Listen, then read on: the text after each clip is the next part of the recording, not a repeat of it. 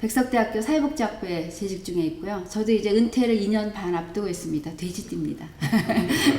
그래서 그리고 이제 저는 노인가족에 저희 집에서는 제가 가장 그래도 젊은 영계입니다. 저희 남편이 저보다 10살 위고요. 그 다음에 95세 된 친정어머니하고 이렇게 세 명의 노인이 함께 오손도손 살아가고 있습니다. 지금 제가 여기 와서 이렇게 뵈니까 은퇴하신 목사님들이 꽤 많이 오신 거죠? 대부분 은퇴를 하신 것인가요? 네네, 대부분 은퇴하셨어요. 저는 이제 승동교회 출신입니다. 그리고 그 친구들 중에서도 이제 그 굉장히 우리가 대학 다닐 때는 굉장히 청년들이 교회를 많이 차지하고 있었고 교회가 굉장히 젊은 교회였었던 것 같습니다. 그래서 뭐 사모가 되기 위해서 각 교회를 다니면서 주보를 모으는 친구도 있었고요. 나름대로 자기가 어떻게 목회자를 잘 보필하는 그런 이제 사모 역할을 하겠다고 그렇게 부름을 받은 일찍이 사모로도 부름을 받더라고요. 이제 그런 친구들도 있었는데 저는 굉장히 저런 친구들은 왜 그런 행동을 하냐 너는 왜 사모가 되려고 그러냐 장로 부인이 되지. 제가 이제 그렇게 비아냥거리기도 했습니다만 하여튼 어쨌든 그러다 보니까 주변에 이제 사모들도 많고요. 또 목사 친구들도 많고 또 결혼을 하고 보니까 이제 저희 남편은 옥천에 있는 동성교회라는 곳 출신인데 그 옥천 동성교회가 이제 나름대로 옥천에서 굉장히 오래된 교회인가 봅니다. 그래서 이제 혹시 전철환 목사님이라고 여기 성결교회더라고요. 동창입니다. 저희 남편이랑. 그래서 이제 은퇴 목사들을 위한 그 로고스 선교회 그 하시면서 그 아주 그냥 끈끈하게 그렇게 활동들도 하고 계시고 또 세문안교회 출신이거든요. 저희 남편은. 그래서 지금 그 은퇴한 친구들이 뭐 중창단도 만들고 또 뭐 같이 뭐 포럼도 하고 정말 열심히 공부를 하더라고요. 한 달에 2번씩 모여서 각각의 전문직에 있었던 뭐 목사 또 뭐 교수 또 뭐 여러 직종에 있었던 사람들이 그렇게 하고 있습니다. 그래서 다양한 모습의 이제 신세대 어르신들이 신세대 노인들이 다양한 활동을 하고 있는데 그 이유는 이제 65세 제가 65세 은퇴한다 그래도 앞으로 저희 어머니가 95세인데 저보다 건강하시거든요. 저는 그럴 자신은 좀 없긴 하지만 대비해야 될 것 같아요. 그렇게 오래 살게 될 경우에 나는 어떤 모습으로 살아야 될 것인가를 준비해야 되는데 사실 우리 사회 전체적인 우리 대한민국 사회가 굉장히 고성장 사회였고 젊음을 미덕화하는 사회 그쵸? 젊고 건강한 것이 아름답다라는 그런 가치관이 굉장히 팽배했던 지난 40년이었던 것 같습니다. 그래서 자연스럽게 이렇게 고령화 사회가 되었는데 어느 순간부터 노인인 것이 굉장히 미안하고 늙어서 죄송합니다 이런 생각을 갖는 어르신들이 굉장히 많아졌고요. 이제 그 숫자가 좀 더 많아지다 보니까 우리들도 세력화, 임파워먼트 노인들이 이제 투표권을 갖고 있지 않습니까? 아동들에 비해서. 그래서 어르신들이 이제 어떤 일정한 목소리를 내시고 자기의 삶에 있어서 어떤 역할을 할 것인가를 굉장히 적극적으로 찾아가는 이제 그런 사회가 되었습니다. 이제 사회가 이렇게 변하고 있는데 실제로 교회에서는 건강하게 늙는 법, 또 세대 간의 노인과 젊은이들이 잘 조화롭게 살아가는 법, 잘 늙어가는 법 이런 것들을 잘 가르쳐주지 않는 것 같아요.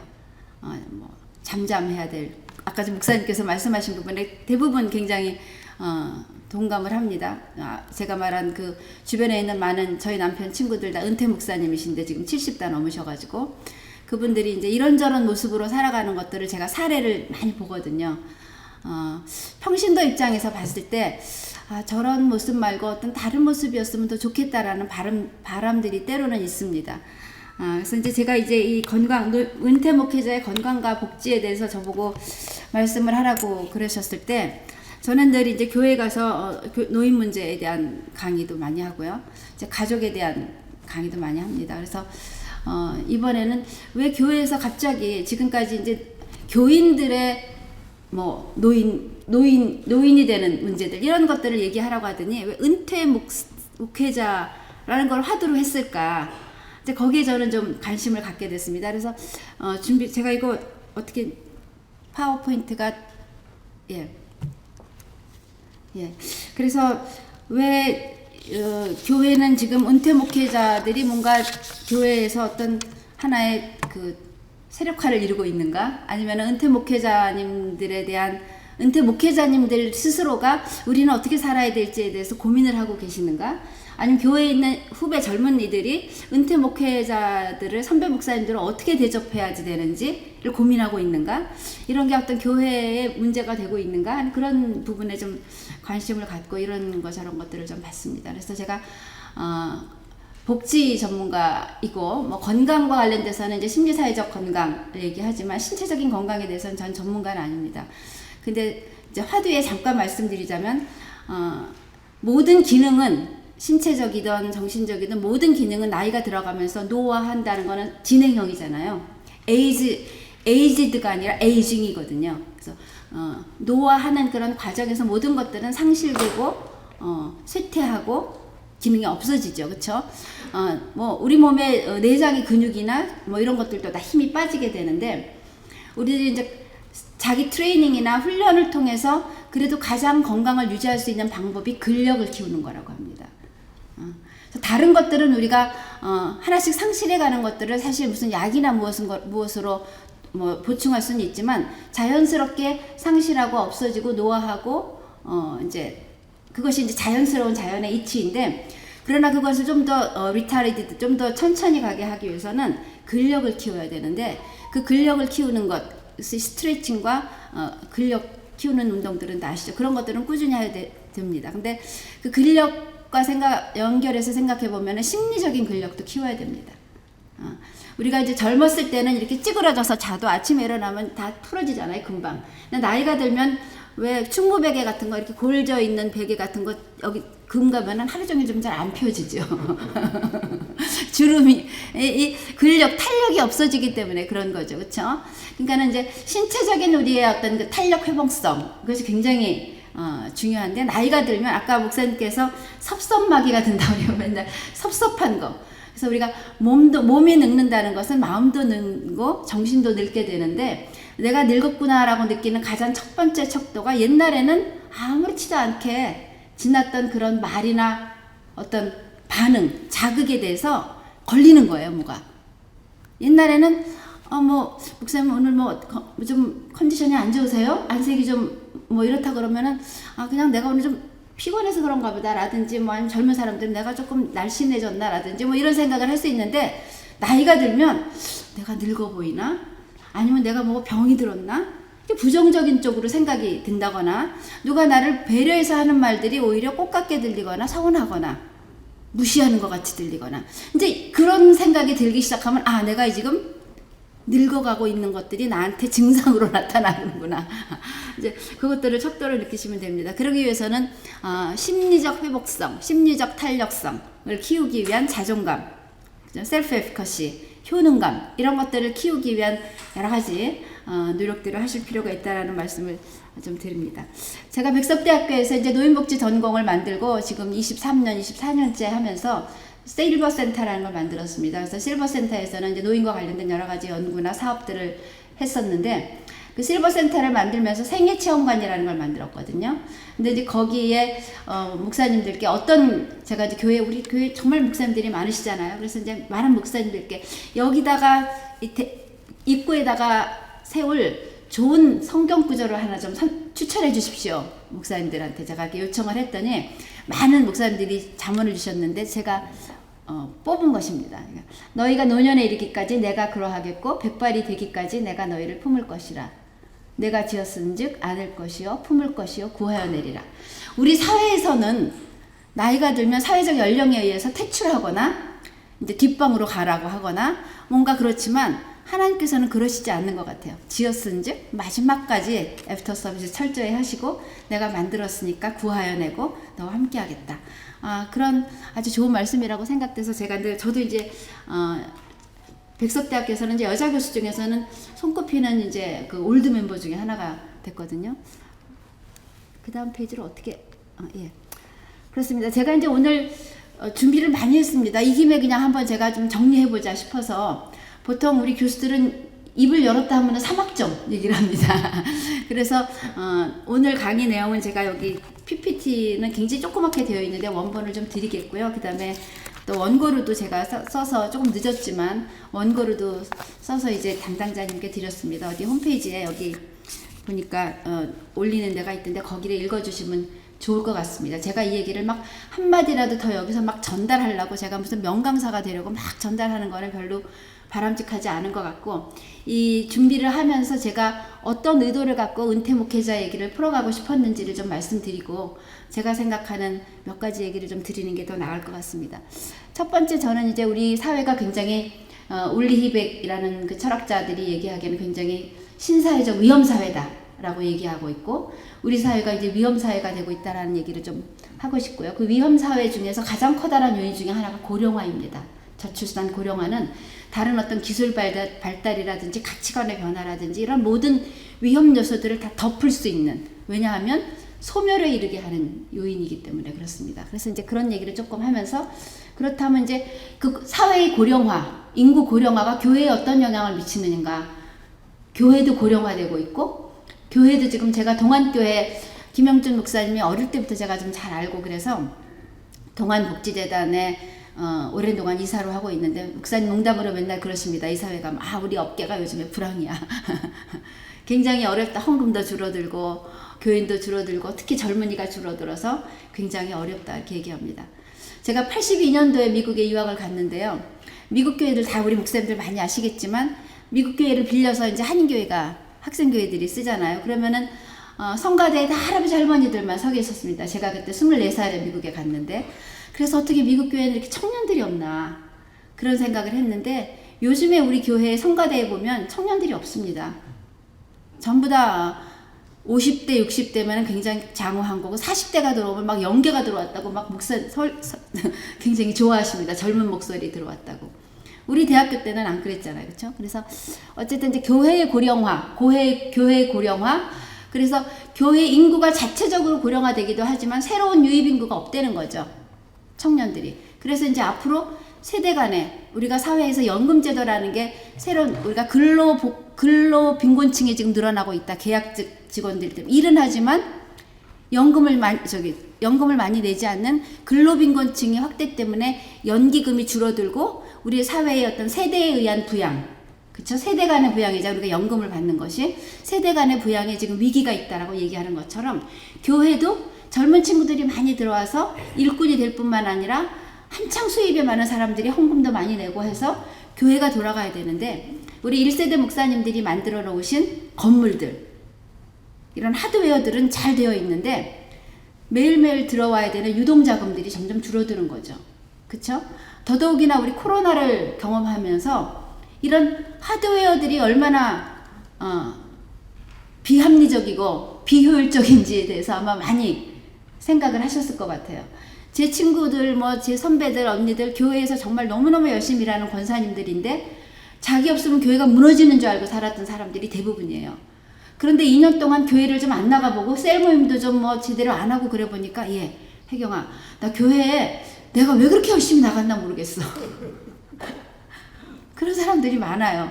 내가 그렇게 교회 열심히 나가서 봉사하고 일 안 해도 내 신앙이 별로 약해진 것 같지 않아. 오히려 더 목사님들보다도 여러 좋은 말씀들을 많이 다양하게 들어서 더 내가 풍성해진 것 같아. 지식도 더 많아지고 내가 더 마음의 폭도 넓어진 것 같아. 내가 옛날에 왜 그렇게 살았나 몰라. 이렇게 후회를 하더라고요. 지금 사회가 이렇게 바뀌고 있는 거 아시죠? 이제 그런 것들이 우리로 하여금 은퇴 목회자들, 교회에서 고령화되어 가는 문제들에 대해서 조금 더 다른 시각으로 봐야 되는 것이 아닌가 이런 생각을 하게 되었습니다. 그래서 이제 그런 얘기들을 좀 나누고 싶었습니다. 현대사회는 위험사회다. 넘어가겠습니다. 왜 위험사회냐 하면, 현대사회의 위험은 우리가 지금까지 고령화, 인구가 줄어든다든지 이런 것들을 생각해 보지 않았잖아요. 그쵸? 그래서 지금까지 경험해 보지 않은 위험들입니다. 그래서 대전환의 시기라고 얘기하는데, 특히 고령화, 가치관의 변화, 기술의 변화, 이런 여러 가지 것들인데, 이 위험의 속도와 방향입니다. 위험의 속도와 방향이 우리가 생각하지 않은 그런 쪽으로 굉장히 과감하게 가고 있다는 거죠. 그래서 이제 환경 문제 같은 거 우리가 이전에는 생각해 보지 않았던 것들이고요. 그 다음에 과학과 기술의 발전이 우리가 교회 와서 새벽기도 드리지 않아도 다 송출해주고, 그쵸? 얼마든지 뭐 다른 것들로 대체할 수 있는 대체 기제들이 많은, 심지어, 그쵸? 뭐 이런 사회로 바뀌었다는 거죠. 그 다음에 뭐 우리 친구들은 나쁜 놈이 나쁜인 사람, 나쁜인 놈이래요. 나쁜 놈. 이 세상에 나쁜인 사람, 나쁜이다라고 생각하는 사람이 나쁜 놈이랍니다. 근데 우리 친구들 있죠. 우리 젊은이들, 학생들 다 나쁜 놈이에요. 자기밖에 없습니다. 나쁜 놈들입니다. 인간관계 많이 해야 된다고 생각하지 않습니다. 심지어 우리 먼 친척벌 아이가 천안에서 서울로 학교를 오게 됐습니다. 근데 충청남도에 있는 충청남도에서 올라온 사람들을 위한 기숙사가, 기숙 아파트가 있더라고요. 거기 들어간 지 지금 3개월이 됐잖아요. 3, 4, 5개월. 근데 같은 방에 2명이 있는데 그 형의 이름을 모르고 무슨 과에 어디 다니는 사람인지는 몰라요. 같은 방에 요즘 친구들이 같은 방에 둘이 사는데 다른 사람에 대해서 관심이 없어요. 근데 그 친구가 무슨 정신질환자 아닙니다. 공부도 잘하고 착실한 애예요. 근데 그렇게 살아요. 신입생들이 이번에 2년 그거 이제 코로나를 경험한 신입생들이 왔는데 말을 안 합니다. 마스크 안 써도 되는데도 꼭 마스크 쓰고 있고 그 안에 숨어 들어가 있습니다. 사회적 관계에 대한 위축감이 굉장히, 사회적 관계에 대한 필요성을 그렇게 느끼지 않는 친구들로 바뀌었습니다. 이런 여러 가지 것들. 그리고 이런 것들이 또 양극화, 여러분들 다 아실 겁니다. 그리고 그거보다도 이제 가장 커다란 게 저 그림에서 보는 것처럼 이제 노약자석이 아니라 연소자석으로 바뀌어야 되는 그런 상황으로 지금 바뀌고 있다라는 그런 저런 것들입니다. 그래서 이제 호모 100 시대가 되고 있다라고 얘기하고, 이건 뭐 여러분들 다 아실 겁니다. 이제 앞으로 여기에 앉아 계신 분들 중에서 최소한 20년 이상은 다 사실 것으로 제가 예측이 됩니다. 20년 후면 2040년, 50년 이렇게 되잖아요. 없으실지 계실지 모릅니다. 사실은 지금 저희 먼 친척분 되는 할머니도 100세 됐을 때 요양원에 계시는 분을 이제 오늘 내일 돌아가시니까 내가 집에서 엄마를 모셔야 돼. 그리고 우리 이모가 모셔왔는데 108세인데 살고 계세요. 너무 지겹다 그러세요. 야, 너무 지겨워 내가. 왜 이렇게. 그래도 죽고 싶다고는 안 그러세요. 좀 지겹다, 재밌고 싶다 이렇게 얘기하십니다. 어쨌든 언제까지 살 수 있을지는 하나님만이 아시는데 언제까지 사는지에 대한 훈련이, 그렇게 오래 사는 사람들을 우리가 보지를 못했잖아요. 주변에서. 그런 훈련을 성경에서 뭐 노아나 뭐 성경에서 본 사람들과 같이 우리가 오래 살면 어떻게 합니까? 이제 그런 세계로 바뀌고 있고, 이제 이런 것들이 세계 어느 곳에서도 유래를 찾아볼 수 없다는 게 또 우리가 경험해보지 못한 사회라는 겁니다. 세계 어느 곳에서 지금 저 빨간 줄들이 다 우리나라인데 세계 평균보다도 빨간 줄 굉장히 높죠? 그 다음에 출산율도 엄청 낮죠? 인구 줄어드는 율도 굉장히 낮습니다. 일본 같은 경우에 지금 부동산, 우리가 지금 서울에, 제가 대치동 여기 청실아파트 출신인데 백석대학교에 오는 사람은 천안에 살아야 된다고 우리 사립자님 규지어공이 그래가지고 제가 대치동 집을 팔아가지고 정기요금 딱 해놓고 천안으로 내려갔거든요. 어떻게 됐는지 아시죠? 제가 20년, 24년 동안 백석대학교에서 일하지 않고 돈 안 벌고 청실아파트 그냥 가지고만 있었어도 제가 지금보다 부자였을 것 같아요. 그런 상실감을 겪고 있는 그런 격동의 사회에서 지금 우리가 살고 있습니다.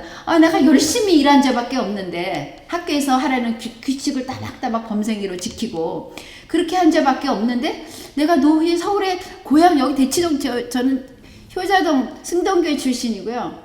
대치동에서 살던 사람이 결혼해서 유학 갔다 와가지고 지방으로 내려가서 직장을 갖게 된 건데 고향에 못 올라와요. 우리 집을 팔아도 전세도 못 와요. 그러니까는 고향으로 돌아갈 수 없는 신세. 뭐 이런 여러 가지 문제들이 많습니다. 근데 이런 것들이, 저 빨간 것들이 다 아마 아실 거예요. 소면. 우리가 상상으로만 그런데 아마 일본에 가신 분들은 텅텅 빈 집들, 그쵸? 지금 지방에 심각합니다. 초등학교들 다 비어 있어요. 그쵸? 이런 사회로 바뀌고 있는데, 이런 것들이 그럼 개인의 노년기가 길어지는 것도 문제지만, 그래서 그럼 내가 늘어지는데 내가 나이가 들어서 혼자 살다 아프면 어떡하지? 내가 오랫동안 살 텐데 내가 충분히 살 수 있는 돈은 있나? 또 누구랑 살지? 누구한테 내가 도움을 요청하지? 그럼 또 뭐 하고 살지? 뭐 이런 것들이 이제 개인적인 문제잖아요. 그러면 젊은 사람들은 저런 노인들을 어떻게 부양하지? 그쵸? 그 다음에 저 사람들하고 얘기 안 통하는데 어떻게 그냥 의무방어전으로만 있어? 어떻게 있지? 또 욕구를 어떻게 충족시키지? 사회적으로나 개인적으로 또 어떻게 일을 하게 하지? 뭐 이런 것들이 지금 다 엉켜있는 문제가 우리 사회의 문제다라는 건데, 그와 더불어서 교회도 엄청나게 고령화되는데, 문제는 교회의 고령화는 우리 사회의 고령화보다 더 빠르다는 거예요. 훨씬 더 빠르게 진행되고 있어서 그것이 문제다라는 겁니다. 여러분들이 나중에 한번 보시고요. 더더욱이나 그 고령화되고 뭐 이런데 교회가 그래도 사회에서 지친 사람들이 교회 오면 안식이 있어. 교회 가면 본받을 사람들이 있어. 뭐 이런 게 되면은 교회의 기능과 역할, 존재감이 있는데 지금 어떻게 됩니다. 뭐 개독교니 뭐니 해가지고 참 좀 힘들어해요. 우리 학생들이 백석대학교에도 기독교인의 비율이 사실은 25%, 30%도 안 돼요. 우리 학교의 모든 정책이 기독교 교육, 기독교 세계관 이거에 집중되어 있음에도 불구하고 학생들이 그렇지 않다는, 그 절대 다수가 그렇다는 거죠. 호응도 30% 정도가 기독교에 대해서 비호감이다, 이렇게 얘기를 하고 있습니다. 목사님들은 다 교회에서 다 홀리홀리한 사람들끼리만 사니까 세상이 그런 줄 아실 수도 있어요. 근데 한 발자국만 나가보면 그렇지 않은 사회라는 거고요. 특히 은퇴 목사님의, 저는 제 친구들도 보면 교회 목사님이란 직업만큼 격차가 심한, 소득의 격차가 심한 직업이 없는 것 같아요. 대형교회, 서울의 대형교회의 목사님들과 미자립교회, 지역의 미자립교회는 정말 평생 자기 가족하고 한두 명 밖에 전도를 못하고도 하나님 앞에 헌신하고 그냥 새벽도 하시고 이러는 목사님들 많으시고, 그것 때문에 상처받고 우울증 앓는 사모님들이 굉장히 많습니다. 제가 선교회 활동을 오래 했는데요. 그 선교회에는 교회에서 상처받은 목사님 사모님들이 전부 다 우울증 앓으시면서 와요. 내가 처녀 때는 아버지가 목사고 아버지가 장로고, 그래서 큰 교회에서도 내가 피아노도 치고 예배도 보고 또 성가대도 하고 이러면서 내가 이렇게 했는데, 개척교회 20년 30년 하면서 성가대 없는 개척교회, 나도 노래도 좀 부르고 싶다, 좀 마음껏 좀 같이 뭐 이런 욕구들에서 우울증, 그런 사모님들 굉장히 많습니다. 그래서 이제 이런, 또 농촌으로 갈 뭐 특성은 다 아실 거예요. 이제 이런 것들이 이제 우리 사회로 하여, 근데 절대적으로 보면 백석대학교 이제 신학, 우리 설립자님 백석대학교도 좋다, 신학부가 살아야 된다라고 늘 얘기하시거든요.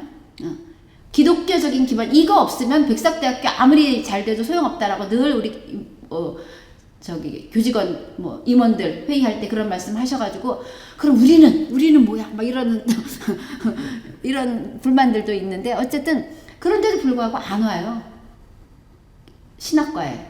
그래서 심지어 올해는 기독교 상담학과에 기독교자를 뺐어요.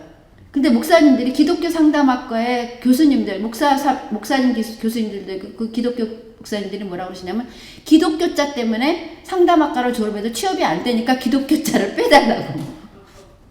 아이러니컬하죠. 이런 상황이 우리의 지금 현재 기독교, 제가 모태신앙인데 평생 지금 63년 동안을 기독교라는 울타리에서 전부 다 기독교 교인들 친구들이랑 뭐 이렇게 살아면서 했었는데, 한 발자국 나가니까 그런 사회가 되어서 탈종교화 시대, 그래서 종교가 굳이 필요하냐 이런 사회가 되고 있다라는 겁니다. 은퇴 목회자에 대해서 지금 앞선 목사님께서 잘 본인의 이제 경험으로 너무나 생생하게 말씀해 주셔서 제가 말씀드릴 건 없는데, 가장 중요한 거는 저는 목사님이 근로자입니까? 직업인입니까? 목사님들이 근로자이고 고용노동법에 의해서 근로자이고 직업인이면 세금을 내셔야 되잖아요. 근데 근로자가 아니기 때문에 근로자의 날에 안 노시잖아요. 근로자가 아니라는 개념. 뭐 어떤 개념이냐면, 우리는 하나님의 소명을 받고 헌신하는 소명을 받은 자예요. 내가 무슨 노동을 하는 사람이 아니다, 이제 이렇게 얘기하고 계시기 때문에 목회자들의 임금 많은 사례에 비해 이제 과세 문제가 2013년부터 이제 있어서 지금 이제 여러 가지 과정 중에 있어서 이제 뭐 되고 있지만, 그런 문제들이 대부분의 미자립교회 대부분의 목사님은 과세를 해도 전부 다 미과세에 수입이 적으세요. 목사님들이 대부분의 90% 전체 우리나라의 목사님들의 90% 이상은 소득을 다 신고해도 국가에서 세금 이론도 내지 말고 오히려 보조금 받으십시오라고 하는 분들인데 겁낼 필요가 없거든요. 그런데 그걸 안 내기 때문에 오히려 공적 사회보장 제도에서 배제되어 있는 거죠. 연금이나 이런 것들을 안 냈기 때문에. 이제 그런 문제들에 대해서 위에서부터 아래로의 어떤 그런 좀 깨어짐 뭐 이런 것들이 있어야 되지 않을까라고 생각을 합니다. 어쨌든 은퇴 목회자라고 해서 따로 둔 은퇴 목회자는 다른 어떤 다른 존재가 아니라 노인이 된 목회자이잖아요. 그럼 노인의 특성과 목회자의 특성, 그쵸? 예? 어떤 노인으로서의 어떤 장점 있죠, 분명히. 저는 옛날에 어려서부터 구역장 이런 거 하면서 나 빨리 나이 들었으면 좋겠다 굉장히 희망했던 사람이에요. 말빨 좀 있으려고. 저 김혜경이가 뭐 가르치는 은사가 있는 것 같은데, 가르치는 은사가 있어서 말은 잘하는데 너무 어린 게 말하니까 좀 밥그릇수가 좀 해결해주는 여러 가지 그 지혜가 있잖아요. 나는 빨리 좀 나이가 들고 싶었는데 정말 빨리 나이가 들어요. 근데 어쨌든 그 노인에 대한 정체감 이런 것들, 또 노인이 돼서 좋은 점들, 아까 어깨가 가벼워지고, 그쵸? 또 통찰적 어떤 인사이트, 통찰력이 생기시잖아요, 그쵸? 잊어버리기는 자주 잃어버리지만 전체적인 것들을 조망하실 수 있는 어떤 그런 통찰력, 이런 것들은 젊은 사람들이 따라가지 못해요, 사실은. 이제 그런 것들로 잔소리가 아닌 툭툭 치면서 목회의 방향을 잡아주는 어떤 모퉁이동 역할, 이런 것들이 저는 원로 목사님들의 역할이라고 생각을 합니다.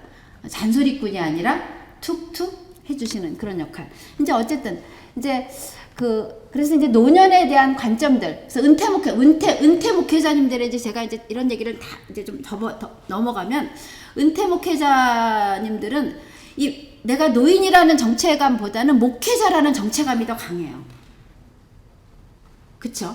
그래서 공적 사회, 공적 공간에서의 목회자로서의 정체감과 사적 공간에서 생활인, 기독교 생활인으로서의 정체감 간의 어떤 괴리가 좀 있으신 것 같아요. 그래서 그 괴리감이 크신 목사님일수록 사모님의 사랑을 덜 받으시더라고요.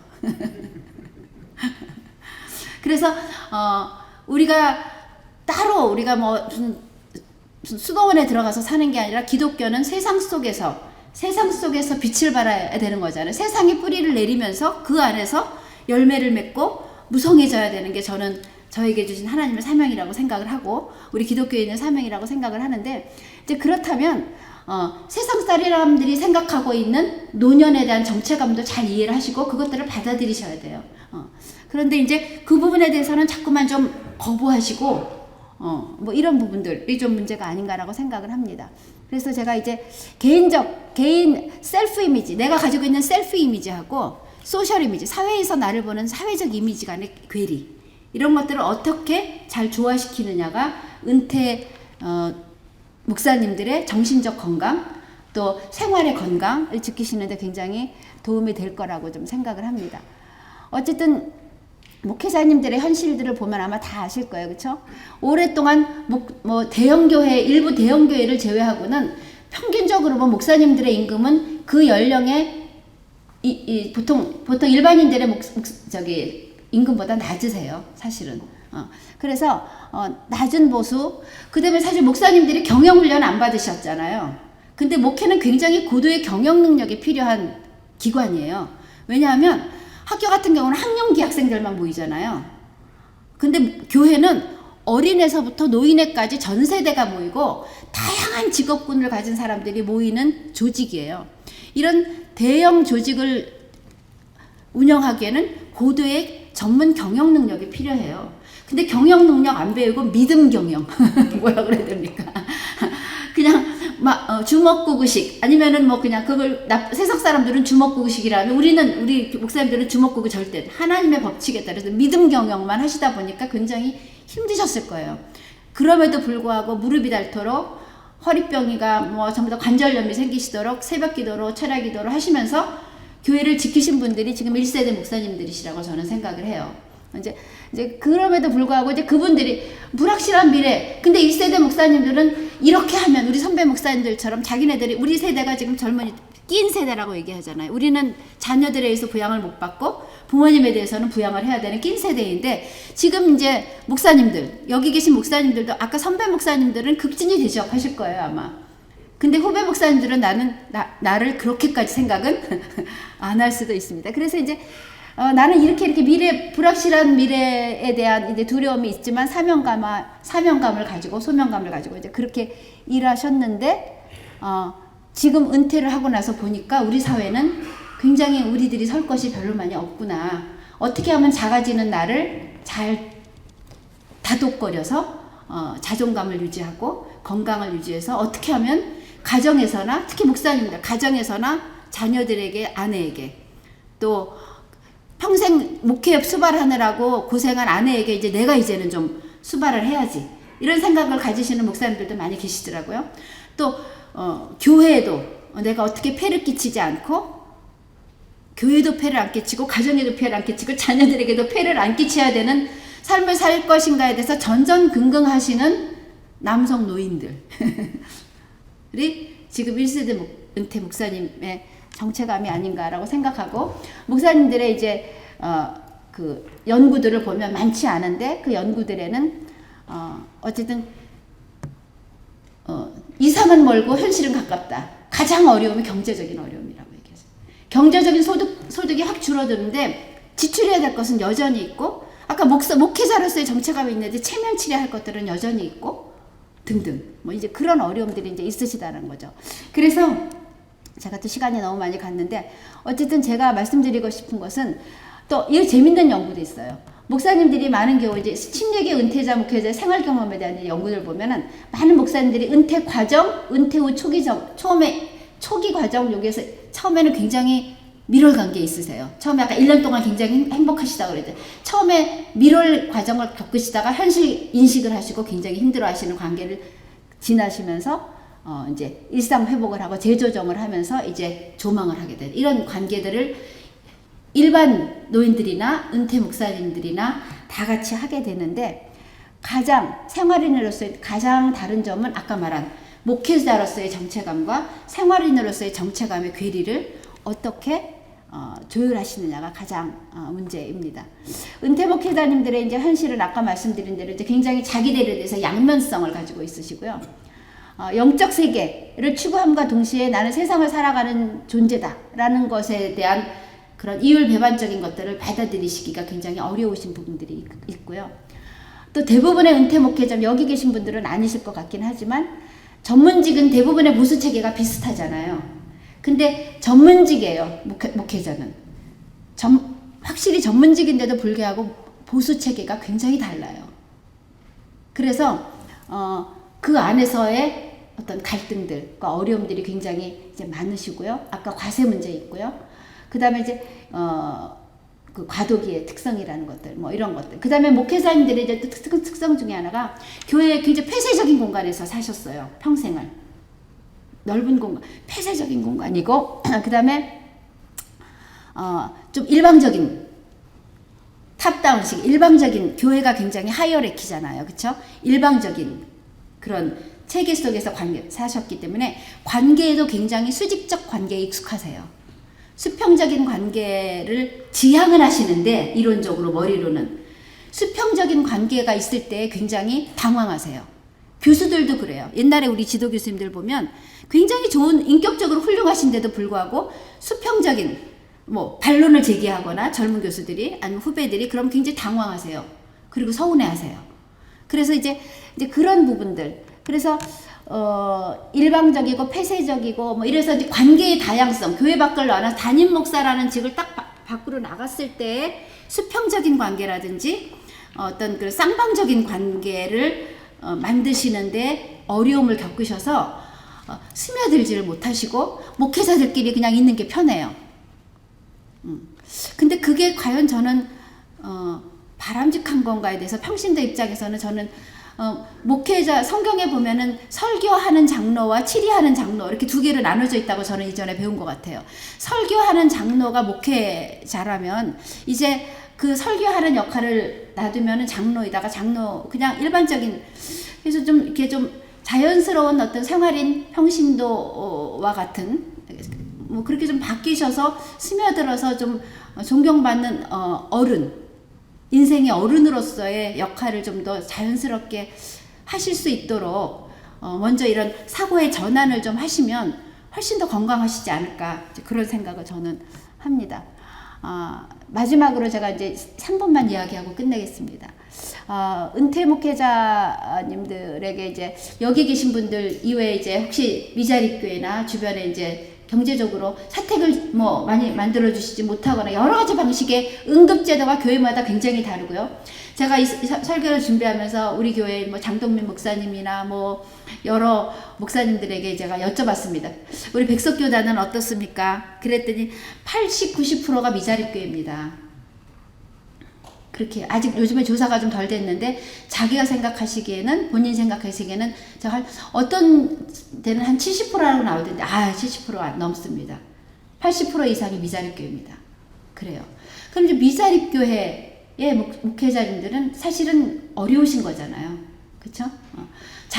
장로교단 같은 경우에, 그 통합 측 같은 경우에는 응급제도나 은퇴제도가 그런 나름대로 시스템이 좀 잘 오래전부터 준비를 해와서 이제 갇혀 있고, 교회 뭐 투명성이라든지 재정 투명성 뭐 이런 것들에 대해서 많이 이제 넓혀져 있는데, 대부분의 교회 많이 그렇지 않은 교회도 여전히 있어서 이제 주변에 이제 보시면은 이런 공적 연금이나 공적 부조나 이런 것들을 활용하실 수 있는 게 꽤 되세요. 노출해가지고 보면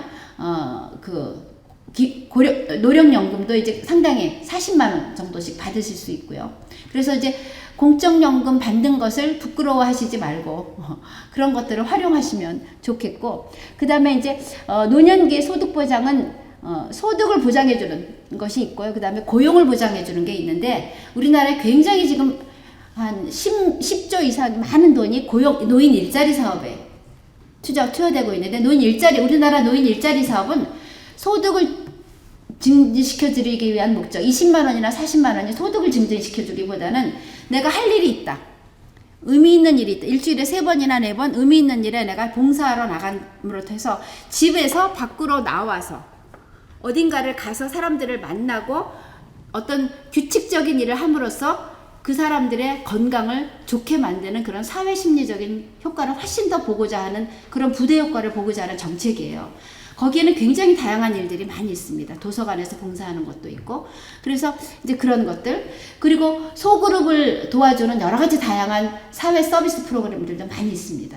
이제 그런 것들을 활용을 하셔서 교회에서 신세지지 말고 사회에 있는 여러 프로그램에 좀 들어가실 수 있는 프로그램들을 다양하게 하시면, 5명 이상만 모여서 일주일에 한 번씩 모여서 차 마시면 커피 마시고 차 마시는 비용을 주는 그런 소그룹 지원 프로그램도 지역사회에 많이 있습니다. 그럼 그 카페를 도와주는 거기도 하고요. 그 다음에 여러 가지 사회적 협동조합이라든지 사회적 기업들이나 이런 데서 좋은 프로그램들이 많이 있어서 자원들을 좀 찾아보시면 그런 것들을 활용하실 수 있는 제도들이 많이 있습니다. 건강보장 뭐 그렇고요. 이제는 노인 맞춤형 돌봄 서비스들도 많이 있으니까, 혹시 후배 교수님들 중에 아까 미자립교회 가서 차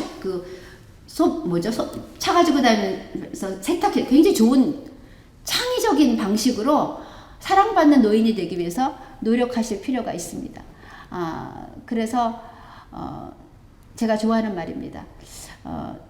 구스타프 융이 인생의 오후를 아침의 프로그램에 따라서 살아갈 수는 없다. 우리는 지금까지 아침 프로그램이 평생 프로그램으로 되는 줄 알았는데, 왜냐하면 아침에 위대했던 것들이 밤에는 보잘것이 없어지고, 아침에 진실이었던 것들이 밤에는 거짓이 될 수 있기 때문이다.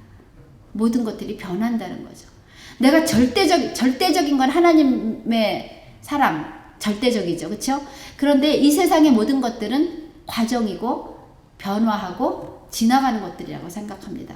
거기에 우리가 파도를 탈 때 가장 바닷가에서 우리가 넘어지지 않고 있으려면 어떻게 해야 됩니까? 내가 막 이렇게 버티고 있는다고 그 바닷가에서 그 파도 타기 할 때 우리가 무슨 수평적인 막대 나무 의자에 뭐죠 그거? 튜브에 올라가서 내가 힘을 쓴다고 내가 서 있지 않습니다. 파도를 타서 파도가 되면 이렇게 유연성 있게 움직여야지 튜브에서 떨어지지 않거든요.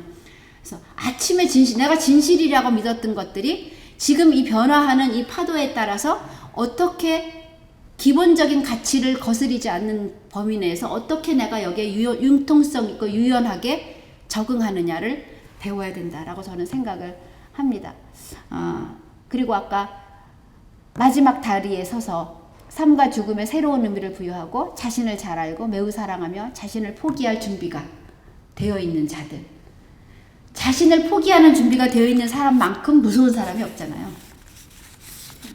그 사람만큼 당당한 사람이 또 없습니다. 뭘 잃어버릴까봐 전전긍긍하는 사람이 가장 비굴한 사람이고요.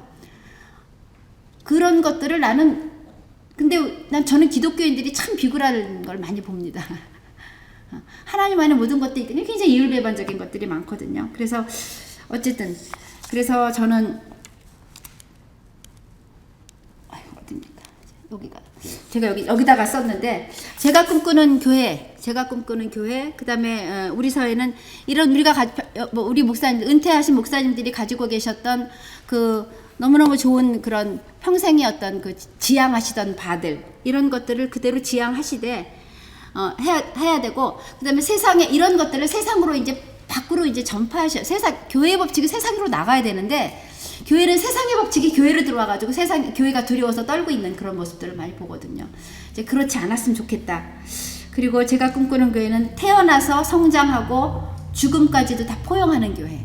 그래서 잘 태어나고 잘 성장하고 잘 늙고 사실은 저는 늘 얘기하기를 노인교육할 때 인간은 죽으려고 사는 거거든요.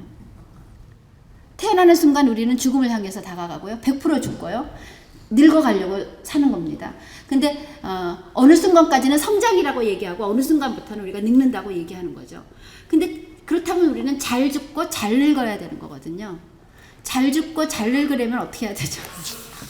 뭐 이런 것들이 필요합니다. 그래서 저렇게 선한 공동체여야 되고 마음 놓고 늙을 수 있는 곳이어야 되고 세상 법칙과는 다른 하나님의 법칙이 있어야 되고 의미 있게 끝까지 어떤 방식으로든지 아까 모퉁이돌 저희 어머니가 95세인 저희 어머니가 저한테 늘 하시는 말씀 너는 나를 딛고 나가라 이렇게 얘기하시거든요.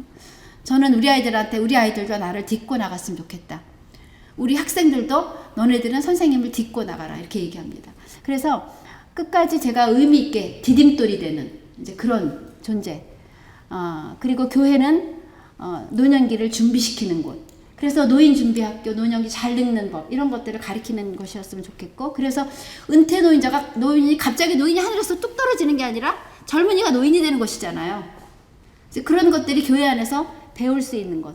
그래서 하나님의 선한 계획들을 노인들에 대한 하나님의 선한 계획들을 보여주는 곳 이런 것이었으면 좋겠다라는 생각이 들고 우리 목사님들이 이미 너무너무 잘 하시는데 제가 어줍잖게 이제 이런저런 얘기들을 했는데 시간이 좀 더 있으면 이런저런 얘기 좀 더 많이 목사님들과 나누고 싶은데 그 얘기는 못하고 이미 시간을 제가 한 40분 정도 강의를 한 것 같습니다.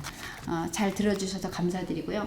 언제 기회가 되면 또 가서 이러고 저러고 또 얘기할 수 있는 재밌는 보따리가 많이 있습니다. 그런 제가 학생들이 복지관에서 교수님 와서 뭐 좀 해주세요 그러면 보수가 5만 원이든 얼마든지 학생들이 제일 무섭잖아요. 제자들이 부르면 갑니다. 그 다음에 두 번째 저는 교회가 부르면 갑니다. 왜냐하면 교회 앞에서 제가 뭐라고 얘기할 때는 제가 하나님 앞에 뭐 좀 계산할 게 있을 때 내가 조금 어딘가가 조금 뭐 하나님 보시기에 좀 요즘에 좀 제대로 살고 있냐 이럴 때 꼭 무슨 간증을 하라든지 어디 가서 뭐 교회에서 뭐 설교를 무슨 강의를 하라든지 이런 그게 있더라고요. 그래서 제가 그렇게 오면 아이고 나 이거 점검하라는 신호인가 보다 생각하고 제가 순종하고 옵니다. 그래서 자주 안 오기를 바라지만 그래서 제가 혹시라도 그거 하면 제가 저를 돌아보면서 또 준비해서 찾아가겠습니다. 감사드립니다.